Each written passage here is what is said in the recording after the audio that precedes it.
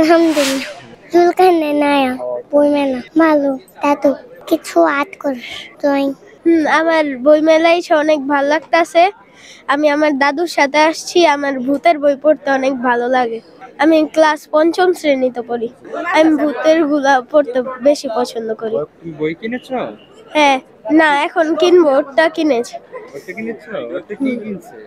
ওটা ড্রয়িং এর বই কিনছি। ড্রয়িং এর বই? আমার বিভূতিভূষণ তারপর হচ্ছে রবীন্দ্রনাথ ঠাকুরের শেষের কবিতাটা দেখলাম।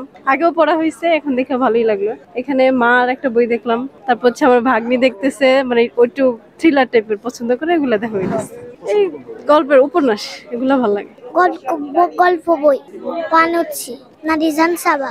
আম্মু আর মামার সাথে বইমেলা। এর ভুল ব্যাভুল তানভীর ভাইয়ার লেখা পড়া হয়, ভালো লাগে। সাহিত্যিক এইসব টাইপের বই ভালো লাগে। Student, honours second year, Adamjee cantonment college.